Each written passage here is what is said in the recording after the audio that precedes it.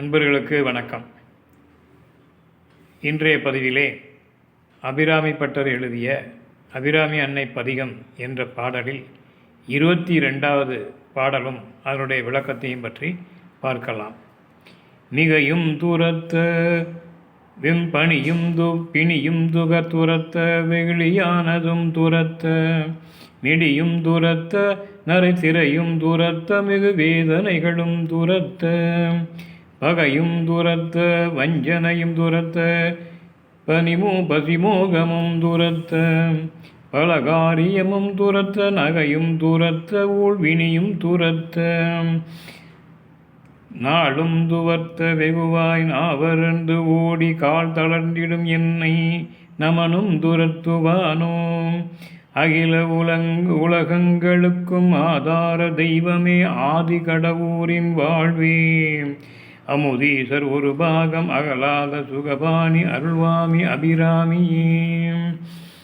இந்த பாடலிலே பட்டர் பிரான் அவர்கள் இளமை போதிலிருந்து ஒரு நாள் கூட நான் உன்னை எண்ணி துதித்தது இல்லை.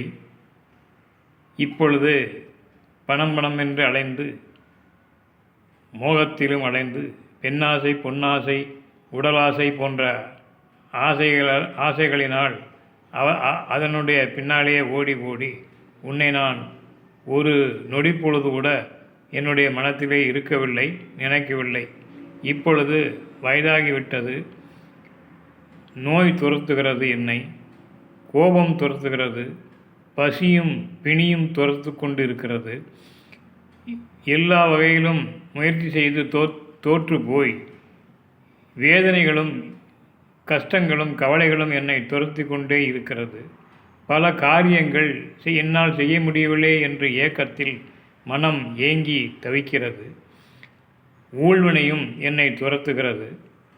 நரைதிரை வந்து மூப்பு வந்து பிணியும் வந்து உடல் தளர்ந்து ஒன்றும் செய்ய முடியாமல் மனம் ஏங்குகிறது. அப்படிப்பட்ட என்னை நீ வந்து கடைசி காலத்தில் என்னை காத்தருள் செய்து நான் உன்னை வேண்டி வணங்காவிட்டாலும் கூட நீ என்னுடன் இருந்து என்னுடைய இறுதி காலத்தில் என்னுடனே இருந்து எனக்கு ஒரு நல்ல மோட்ச கதியை கொடுக்க வேண்டும் என்று வருந்தி வேண்டி நமக்காக வேண்டுகிறார்.